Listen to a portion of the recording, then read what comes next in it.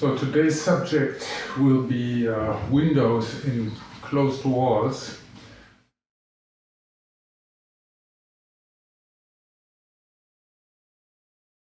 So here is a collector's piece, which is a round window. So the sash here is fixed with these little things and the hinges, in this case, in the middle. You can see that there's a mullion in the middle, and here the horizontal transoms are integrated in the opening parts. Windows could be an opening in a closed wall. So this would mean that the load is still transferred inside the wall, and then the windows is a break in this wall. If I want to interrupt this load transmittance, the load has to be transmitted elsewhere, for example here on the inside, by columns, and then I could have a band window, because the load is transmitted behind that. So the next step would be to introduce a facade, which would then not be load-bearing at all, and I could make the windows much bigger, and this would be a curtain wall or a so-called window wall. And for the window wall we have different constructions. What I've been drawing here is a sort of element construction, where this would be an element from here to here. I could have a grid as well, so that's a very common construction with transoms and mullions. And I could have rails, horizontal rails as well, which is often used for cast glass facades. Here, horizontal rail, and elements spanning from one rail to the next.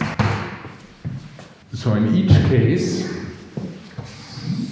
I have to pay attention to this fixation to the masonry structure, because the facade has to be flat as not to appear too cloggy.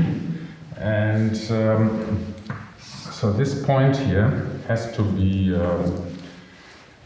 regulated in three directions, upwards and downwards, this direction, and sideways as well.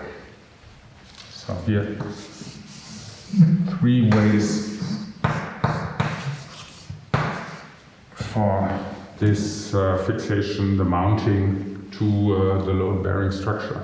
So the opening window here can be opened, and it has a profile frame. It has to create a long way for the air between the outside and the inside. And there are different gaskets here, two gaskets in this one. There is a sill with a drip. There's the glazing itself, which is sealed off with a sealant. And that's the sash. That's the opening part of the window, and there's the frame. That's the closed part of the window. So in the hardware, I have the grip here and the hinges around which the sash rotates, so that I can open up the sash. Different opening modes will be treated later. So the glazing here, this is an insulated glazing. It's fixed by a strip. And then the joint between the strip and the glazing is sealed with the silicone sealant, in this case. The mullion is integrated in the window. So that's a sash window here where the mullion is integrated in the window. This could be fixed as well. The so that I have two sashes and a mullion in the middle. That's a different conception of window.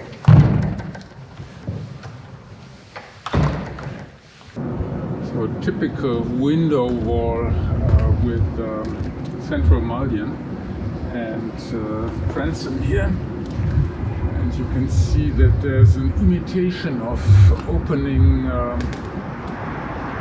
sashes up here, which is creating a similarity with the opening parts above. And you can also see that the glazing is transparent here and it's intransparent above. So there's the floor plate behind the intransparent part. We will take a look at it from the inside. So here the load-bearing part of the mullion on the inside. Then we have the insulation level with the insulating glass. And the upper part can be opened here. So you can see that this opening frame is integrated in the transom mullion structure as to allow ventilation in this case. This is our catalog collection, and in this storage facility we have a lot of catalogs where you can see the most current window profiles in Germany. So as to the fixed glazing, we had a mullion and strips on either side and fixed glazing in between. So the strips on one side can be integrated in the mullion, and the sash window has a profile that integrates in a wall normally, and the sash itself the corresponding profile, the strip and the glazing. Well, that's the cylinder as well, because this is not flush here. So you can see two different conceptions. If I want to have an opening in a window wall solution, then I would have to integrate this frame in this. But what you can see here is a sort of small window wall made out of window profiles. So here you can have a fixed glazing integrated in these profiles, or you can directly integrate the opening in the overall window frame. That's the difference to a specific fixed glazing profile. This is opening double window.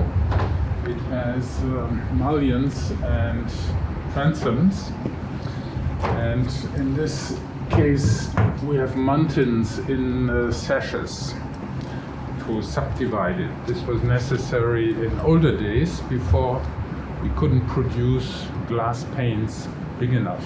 So here we have an older industrial glazing. You can see that here the glass is fixed with a sealant, and you can also integrate a sash in this type of window to get out in case of emergency. So a small window wall above with fixed glazing and the T-type mullions, and here below we have a door as an opening. So you can see that this is an older one with a rather primitive middle joint. Rather delicate part is here the joint between masonry and an opening, in this case the door, because the door is out of metal and it should be able to expand a little. And it has to be oriented as well, so we need a little tolerance between the masonry part and the window or door part. So here I am in our materials collection, and you can see different samples of window wall profiles and of window profiles. So the basic case is a wooden window here. You can see the sash and the frame part. This must be the lower part of the frame, because here there's a sort of drip in aluminum, because here we have most weathering, and in this case this has been reinforced with an aluminum piece. And if you look at the profile, you can see the zigzag as to increase the way of the wind from the outside to the inside. And here 2 gaskets inside to make this even more airtight as only in wood. Fixed glazing out of wood, and you can see wooden mullions, wooden transoms. Here the strips. The lower strip is made out of aluminum as to allow better aging. So for the aluminum window here, that's basically the same. The frame could be replaced by a mullion here, as you can see. So that's the T section here for the frame. And for the sash, it's zigzagged joint between the frame and the sash. And later on the glass would be inserted here, and also a strip can be fixed in this as to fix the glazing.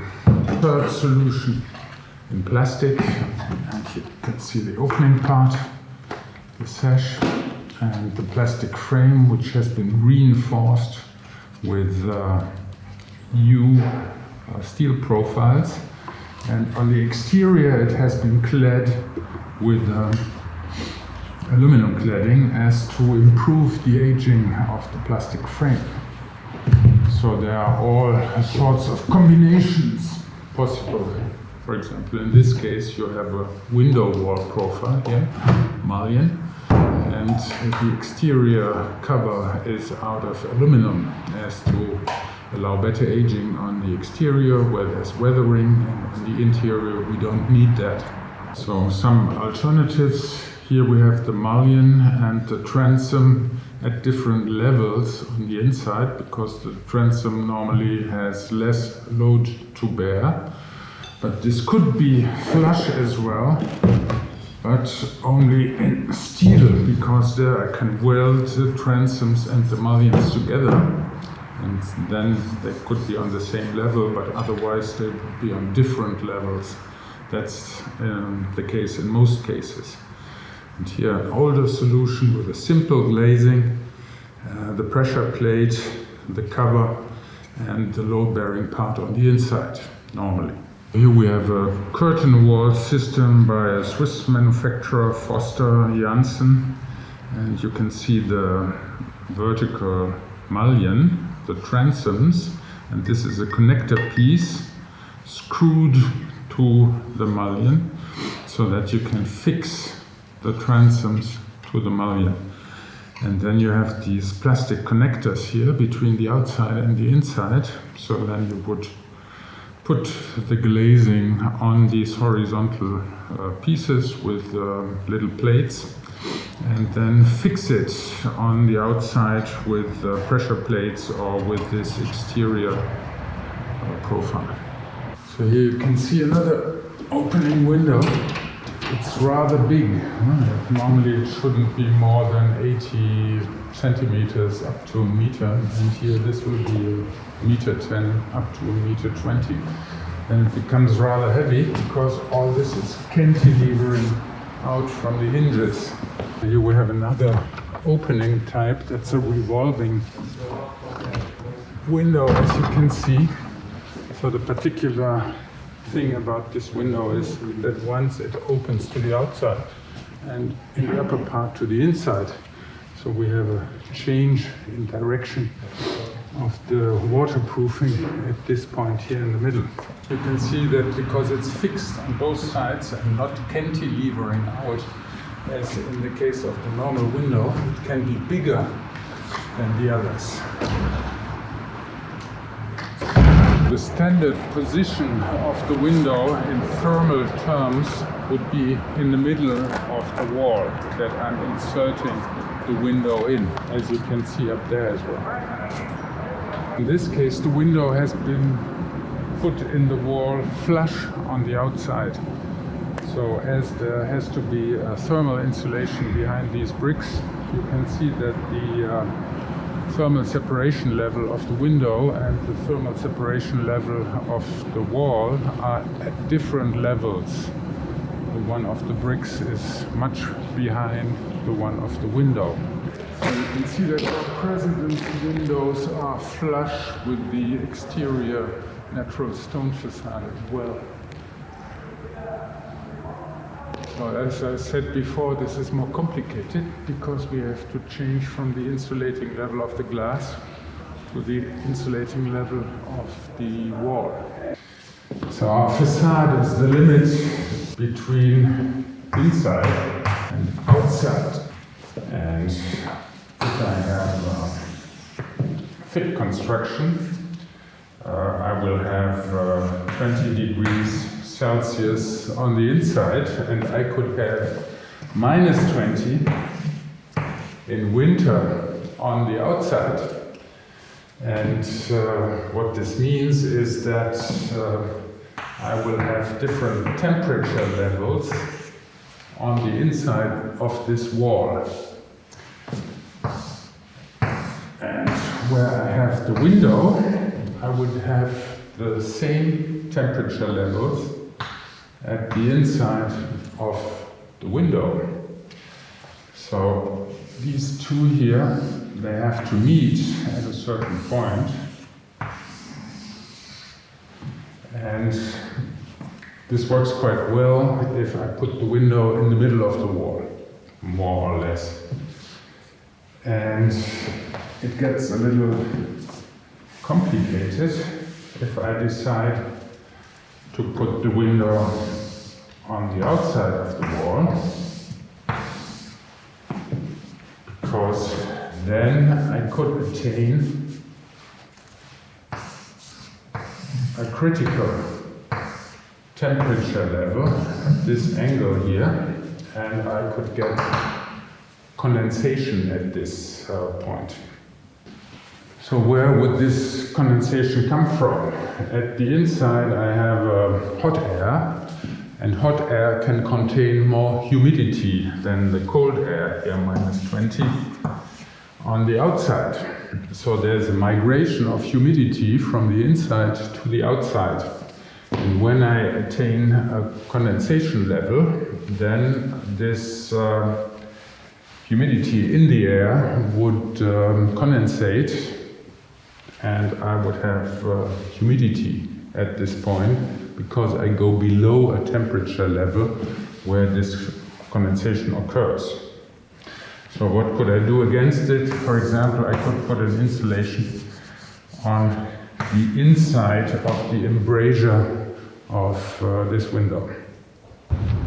In this curtain wall, the architect has put a strong formal accent on the horizontals, and he has been suppressing totally the verticals. This allows a smoother transition for the rounding. Let's take a look at it from the inside. So you can see that this is the mullion. It has been dissociated from the glazing, and the glazing itself is fixed with these mounting plates here. And then the joints you can treat as you like it. You can see here the mullions, the transoms, and the glazing is fixed directly on the mullions and the transoms. And in the intermediate parts here, I have sandwich panels. Sandwich because there's a plate of metal, another plate of metal, and insulation in between. A particular kind of fixed glazing is glass brick, so it's mounted almost as a brick wall. These things are massive and they have a vacuum on the inside, which is generated by the temperature difference during the casting process and the cold state. and behind the mullions and the transoms here you have rebars going from one side to the other. So that's the structural grid, and these are inserted in the structural grid.